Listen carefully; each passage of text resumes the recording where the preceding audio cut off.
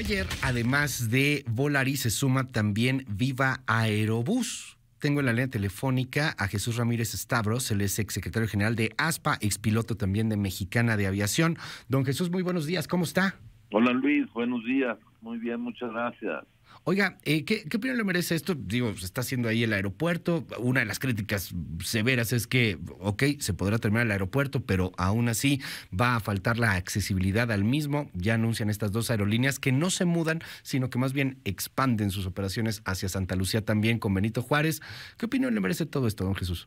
Bueno, gracias Luis. Pues, y además pusiste ahí una serie de opiniones muy interesantes de todos los argumentos que distintas partes damos. Uh-huh.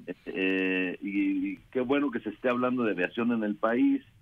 Sin embargo, bueno, pues no estamos en la panacea de hablar de un aeropuerto que le va a cambiar la vida al país, porque estamos hablando de un aeropuerto, el nuevo aeropuerto Felipe Ángeles, uh-huh, pues que no va a cumplir con los proyectos que se tenían desde hace 40 años. Discutimos el tema del aeropuerto nuevo de la Ciudad de México, que es tener un aeropuerto para 120 millones de pasajeros.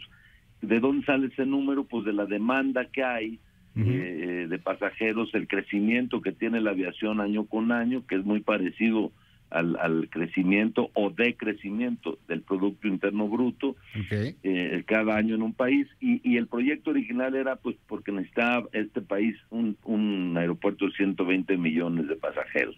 Entre los dos aeropuertos que se van a operar, y puedo decir hasta los tres, incluyendo Toluca, es decir, el aeropuerto de México, el Felipe Ángeles y el de Toluca, pues probablemente lleguemos a tener unos 80 millones de pasajeros al año. Okay. Eso en el mejor de los casos. El problema, Luis, seguirá siendo el espacio aéreo, uh-huh, no las posiciones de tierra, no las aerolíneas que operen 2 vuelos o 3 vuelos diarios desde el aeropuerto nuevo. El problema serio en el término de crecimiento de la aviación nacional, en el caso de Aeropuerto de México, es, uh-huh, el espacio aéreo. Y no hay espacio aéreo para operar con 3 aeropuertos al mismo tiempo en el Valle de México, okay, para que pueda haber 100 millones de pasajeros al año, 120 millones de pasajeros al año.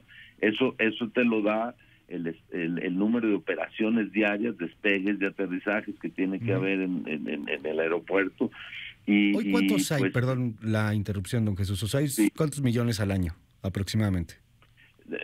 Para poder tener 100 millones de pasajeros, uh-huh, equivaldría más o menos a 800,000 operaciones al año. Okay. Hoy el aeropuerto Benito Juárez, uh-huh, el actual aeropuerto, tiene más o menos 1,000 operaciones, siempre ha sido su límite, uh-huh, 1,000 operaciones diarias. Okay. Hay que recalcar algo. Uh-huh. Operamos en niveles de saturación, sí, en el aeropuerto de la Ciudad de México desde hace muchos años, probablemente más de 10 años. El aeropuerto está en su máxima capacidad, está, okay, saturado. Eso no quiere decir que sea inseguro, sino que está en su nivel máximo, uh-huh, y es muy difícil poder aumentar el número de aviones en las condiciones que tiene el espacio aéreo actualmente. Este rediseño, uh-huh, que se ha hablado para darle cabida al nuevo aeropuerto Felipe Ángeles, darle cabida al espacio aéreo y meter más aviones, el rediseño del espacio aéreo tiene muchos límites también, y no va a haber posibilidades con la tecnología que existe actualmente de tener más allá de 80 millones de pasajeros, sí, al año, es decir, hablar de 600,000 operaciones diarias probablemente. El tema finalmente, Luis, es que sí va a funcionar el aeropuerto Felipe Ángeles. Bueno, pues sí va a poder despegar y aterrizar aviones ahí, pues eso no es el problema. El problema es cuál es la capacidad, uh-huh, que el país requiere para poder ser competitivo, para poder tener perspectivas de crecimiento, y estos dos aeropuertos juntos, operando más el de Toluca, no va a dar con ese número por una cuestión del espacio aéreo. no por posiciones de contacto de tierra, no porque vuele aerolíneas vuelen a ese aeropuerto. Felipe Ángel, bueno, pues no es por eso. La discusión es qué requiere el país para su desarrollo, qué puede generar una condición de verdadero impacto pues económico, social, por supuesto de desarrollo, de competitividad internacional. Y pues estos... Oiga, dígame algo, en el marco de Volaris y Viva Aerobús, la verdad es que yo creo que en las aerolíneas nadie realmente quiere pelearse con la 4T o con el presidente, o sea, habrá un asunto político ahí, Santa Lucía lo ha sido, pero me llamó mucho la atención la decisión pues, de ambas, ¿no? De Volaris y Viva Aerobús. ¿Es realmente negocio desde su perspectiva con toda la experiencia que tiene o a lo mejor es como para quedar bien, pues? Mira, Luis, habría que preguntarle eso a cada una de las aerolíneas, por qué lo hicieron y cómo lo hicieron, y ojalá no haya ahí arreglos simplemente para... Sí, pues para que haya aerolíneas, ¿no? Son aerolíneas serias, las dos, muy serias.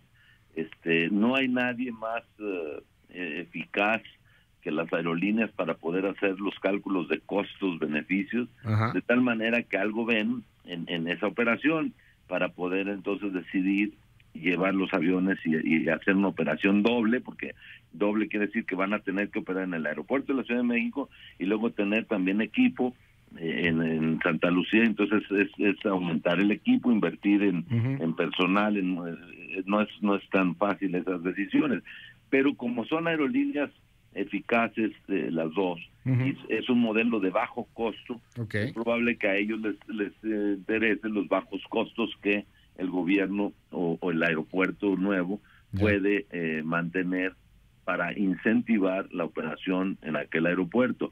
Entonces, está bien, Luis, y dijiste tú algo muy importante. El gobierno dice, el gobierno argumenta, igual que los gobiernos anteriores. Sí, claro. El tema de la aviación siempre ha sido usado para los fines que el gobierno en turno le convengan, y son capaces de decir lo que sea para poder hacer lo que ellos necesitan. Así sucedió, han sucedido, por ejemplo, los convenios bilaterales con Estados Unidos que pues nos dejaron en muchas desventajas hace muchos años. Se negoció la entrada del atún mexicano a México en alguna ocasión que se había suspendido la entrada del atún mexicano, y se negoció por un convenio bilateral de aviación, porque a los estadounidenses sí les convenía la aviación, a nosotros no la sabemos aprovechar como debe ser, y cada gobierno en turno tiene un tema para la aviación y dicen lo que sea y se hace lo que sea, y el resultado final es que tenemos una aviación que avanza a pasos muy lentos, que muchas veces no es competitiva, que las aerolíneas, los empleos que las aerolíneas deben cumplir, batallan mucho porque no tienen un respaldo del Estado. Competimos contra aerolíneas de otros estados avanzados que tienen todo tipo de apoyos porque tienen una política aeronáutica muy definida, muy clara, muy importante, y en México no existe una política clara aeronáutica que le dé al país una visión de futuro. Por eso este tipo de decisiones de si el aeropuerto, si las rutas, si los convenios bilaterales, pues son siempre de corto plazo, generalmente vinculados a decisiones políticas que nada tienen que ver con el tema aeronáutico, y que finalmente, bueno, pues vamos avanzando a tumbos por la vida de la aviación en la competitividad, en la competencia que tenemos que tener a veces con otras aerolíneas y con otras aviaciones de otros lados del mundo. México tiene un gran potencial. La seguridad aérea, por último, Luis, es el límite de todo proyecto aeronáutico. Entonces, si mientras justifique el gobierno su nuevo aeropuerto, pero no pase los límites de la seguridad aérea, bueno, pues iremos operando ahí ya. Déjeme cerrar rápidamente porque se nos termina el tiempo. A ver, tengo aquí una duda porque la verdad a mí me brincó mucho. Ayer empezó, se politiza este tema, ¿no? Pero mucha gente, particularmente muchos seguidores de la Cuarta Transformación, muchos porristas, pues, empezaron a presumir su boleto de avión de Volaris. Entonces yo me acabo de meter ahorita a la página de Volaris y sí, efectivamente, pues ya se pueden comprar, o al menos así lo parece en el sistema, boletos de Santa Lucía ya con la inauguración del 21 de marzo. O sea, ¿de verdad tan así se puede? Eso llega a pasar, que todavía no está terminado el aeropuerto, pero pues ya se está vendiendo el boleto. Sí, neta. Me brinca mucho, oiga. O sea, ¿qué tal que no? ¿Qué tal que se atrasa? Digo, lo normal que pasa, ¿no? Bueno, habrá que preguntarle, insisto, a Volaris. Yo digo, a lo largo... Pero en su experiencia lo había visto, por ejemplo, o sea, que ya estén vendiendo boletos de un vuelo con el aeropuerto que todavía no termina de construirse. Hemos tenido durante la historia algunas otras cosas, también políticas, por ejemplo, se hizo en San Luis Potosí en algún momento, se anunciaron vuelos en aquella época de Aeromar, a la Huasteca Potosina, que pues no tiene mayor infraestructura. Y eso era para poder cubrir el informe del gobernador en turno, donde había comprado él los boletos y había garantizado a Aeromar la operación a través de pagos anticipados de los vuelos. Y entonces simplemente si el avión llevaba 1 o 2 pasajeros, pues a la aerolínea no le importaba porque ya estaba pagado, ¿no? Bueno. Pero, y pues bueno, ojalá no sea una situación así, ojalá sea porque el modelo es de bajo costo, pero pues bueno. De hecho está barato. Pero esa no es la discusión, Luis, la discusión es el espacio aéreo. Podrán ir 10 vuelos, 20 vuelos, pero no tantos vuelos para poder tener 100 millones de pasajeros al año, que es lo que el país requiere. No el gobierno en turno, no los que tienen boleto hoy, no las 2 aerolíneas que van a volar. El país requiere 100 millones de pasajeros al año, cuando menos. Gracias. No se va a poder cumplir. Le aprecio mucho que me haya tomado la llamada. Es don Jesús Ramírez Starbos, exsecretario general de ASPA y expiloto de Mexicana de Aviación. Gracias, don Jesús. Abrazo. Gracias, Luis. A ustedes. Buen día.